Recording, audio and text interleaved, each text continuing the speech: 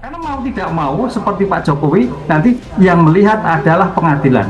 Pengadilan itulah yang melihat dari uji independen tadi. Karena ingat loh Mas Iqbal, uji forensik itu adalah keterangan ahli. Keterangan ahli itu adalah bebas. Hakim bisa mengakui, bisa tidak. Bisa menilai, tidak bisa menilai. Oleh karena itu, untuk menilai dan tidak menilai, hakim mau tidak mau, ketika itu uji forensik, tapi mau tidak mau harus relevansi. Ketika 30 tahun yang lalu, 40 tahun yang lalu, bagaimana keadaan terjadi, bagaimana kesaksiannya, bagaimana kertasnya, bagaimana dokumennya. Kasus tudingan ijazah palsu Presiden Joko Widodo kembali mencuat, dan hingga kini dinilai belum menemukan titik akhir. Meski telah melalui berbagai tahapan klarifikasi dan gelar perkara, polemik ini terus bergulir dan memancing perhatian publik luas. Perdebatan yang berlarut-larut justru memunculkan pertanyaan baru mengenai transparansi dan independensi proses penegakan hukum. Dalam perkembangan terbaru, tim hukum Roy Suryo CS secara resmi mengajukan permohonan agar dilakukan uji laboratorium forensik independen terhadap dokumen ijazah yang dipersoalkan. Langkah ini disebut sebagai upaya untuk mengakhiri spekulasi dan kecurigaan yang selama ini berkembang di tengah masyarakat. Kuasa hukum Roy Suryo CS menegaskan bahwa uji laboratorium forensik independen menjadi kebutuhan mendesak, bukan semata-mata untuk membuktikan benar atau salah, melainkan untuk menghilangkan praduga adanya intervensi kekuasaan dalam proses pemeriksaan yang telah dilakukan sebelumnya. Menurut mereka, selama pengujian hanya dilakukan oleh institusi yang berada di bawah struktur negara, maka keraguan publik akan sulit dihapus.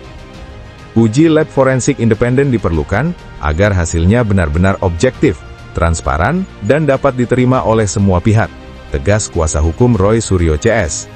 Akan ada permintaan uji forensik ya nanti terhadap dokumen dari kubu Roy Suryo dan teman-teman. Nah, apakah kali ini Anda menilai permintaan ini akan dikabulkan? Karena sebelumnya gelar perkara khusus dikabulkan oleh persidangan. Nah, apakah kali ini akan dikabulkan menurut Anda, Prof. Ibnu? Ya, tampaknya agak sulit ya, karena ini kan sudah lama sekali ya. Sedangkan uji forensik yang diinginkan itu karena ini sebagai delik aduan, tadi sinambungkan bahasa Andi, delik ini kan delik aduan, Bang. Delik aduan itu delik yang menyangkut pribadi seseorang. Makanya diteruskan atau tidak tergantung pengadu. Dengan demikian tergantung Pak Jokowi, kan gitu loh. Oleh karena itu kalau Pak Jokowi sebagai memaafkan itu suatu yang bagus, karena itu delik aduan yang menyangkut subjek orang yang jelas, gitu loh Pak. Ini yang jelas. Sehingga dalam hal pengaduan ini sebagai subjek pribadi bagus lagi kalau diformalkan, dicabut pengaduannya, lah itu baru selesai. Nah, sekarang pertanyaan yang kedua kaitannya dengan uji forensik, ya tergantung Bareskrim. Bareskrim apakah dilakukan atau tidak, kan gitu. Memang kalau kita lihat Pak Jokowi kan pengennya di pengadilan.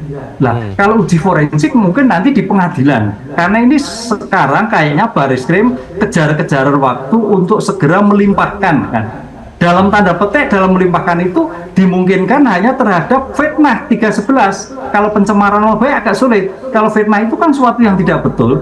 Sehingga ketidakbetul itu betulnya di mana? Kurangnya di mana? Tidak betulnya di mana? Fitnah ijazahnya seperti apa? Kalau yang menyatakan, Bang Resmon menyatakan misalkan palsu, misalkan berarti diujikan, oh ini palsu. Sebaliknya kalau Bareskrim menyatakan ini asli, berarti asli lah. Dalam disitulah nanti akan terlihat kalau memang uji balistik, uji forensik itu independen, hakim akan melihat. Karena mau tidak mau, seperti Pak Jokowi, nanti yang melihat adalah pengadilan. Pengadilan itulah yang melihat dari uji independen tadi. Karena ingat loh Mas Iqbal, uji forensik itu adalah keterangan ahli. Keterangan ahli itu adalah bebas. Hakim bisa mengakui, bisa tidak. Bisa menilai, tidak bisa menilai. Oleh karena itu, untuk menilai dan tidak menilai, hakim mau tidak mau, ketika itu uji forensik, tapi mau tidak mau harus relevansi. Ketika 30 tahun yang lalu, 40 tahun yang lalu, bagaimana keadaan terjadi, bagaimana kesaksiannya, bagaimana kertasnya, bagaimana dokumennya. Jadi suatu dokumen independen itu tidak berdiri sendiri, tapi masih terkait dengan bukti-bukti yang lain. Apalagi nanti akan melibatkan koordinasi dengan institusi dalam negeri yang punya fasilitas laboratorium forensik ya, disebutkan UI dan juga BRIN yang diharapkan terlibat. Karena ini sebenarnya tujuan kami itu untuk perbaikan sistem ke depan, sistem seleksi terutama presiden calon presiden dan calon wakil presiden di 2029 dan setelahnya. Kami ingin di 2029 dan seterusnya itu presiden atau siapapun capres maupun cawapres itu harus lebih terbuka terhadap riwayat pendidikannya. Ya, bahkan berani menampilkan, menunjukkan kepada publik ijazahnya secara terbuka. Dokumen yang dipakai untuk mencalonkan diri, terutama terkait dengan pendidikan, itu harusnya milik publik. Oleh karena itu, ya kepentingan kami adalah kepentingan bangsa dan negara ke depan. Ya, jangan seperti sekarang bahwa Wapres Gibran itu tidak pernah menyelesaikan SMA baik dalam maupun luar negeri. Ini kan sistem yang tertutup di zaman keterbukaan semacam ini merupakan kegagalan ya reformasi. Tapi itu tetap butuh pembuktian lebih lanjut ya Bang Rismon ya. Ya. Oke, yang kedua adalah permintaan kami kenapa kami ingin mengajukan uji independensi terkait uji forensik terhadap 4 dokumen utama, bukan hanya bukan hanya ijazah, termasuk yang lainnya. Dokumen kedua adalah transkrip nilai yang ditunjukkan oleh Dirtividum tanpa otoritas, tanpa tanda tangan, tanpa stempel, dan diungkapkan pada sidang KIP 17 November 2025 bahwa yang disita adalah transkrip nilai sarjana muda untuk keperluan yudisium sarjana muda.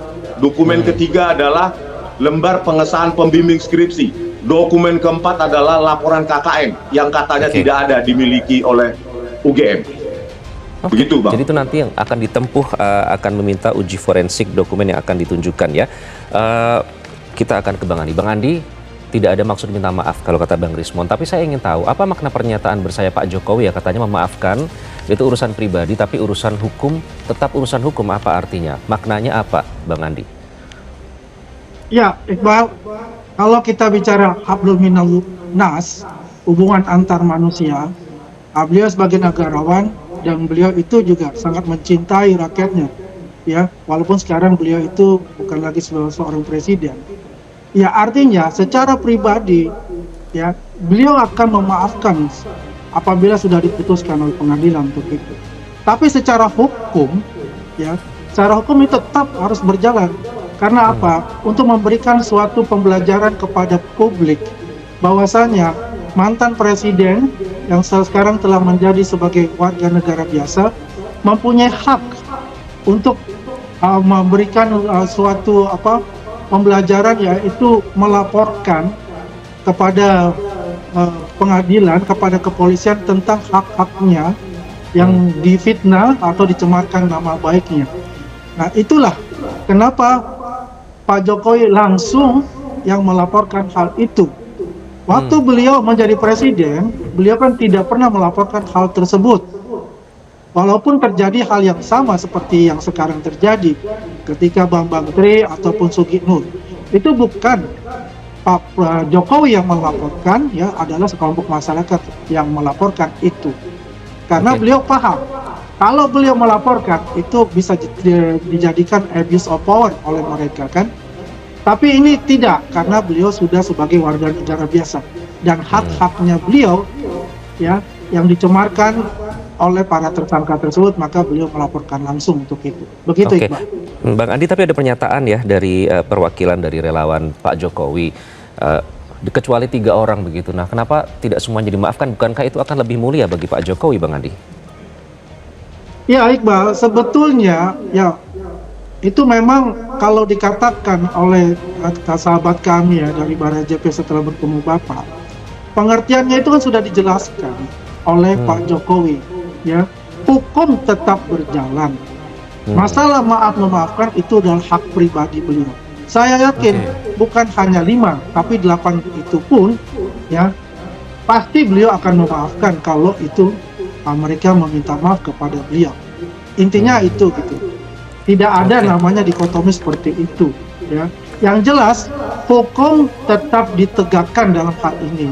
Yang saya katakan tadi, hablum minan nas tetap jalan sebagai manusia untuk saling memaafkan, tapi hukum itu tetap juga berjalan. Begitu.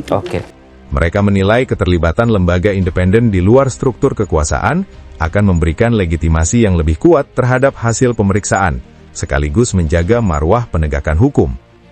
Pihak Roy Suryo CS juga menekankan bahwa permohonan ini bukan bentuk perlawanan terhadap hukum, melainkan ikhtiar untuk mencari kebenaran material secara terbuka.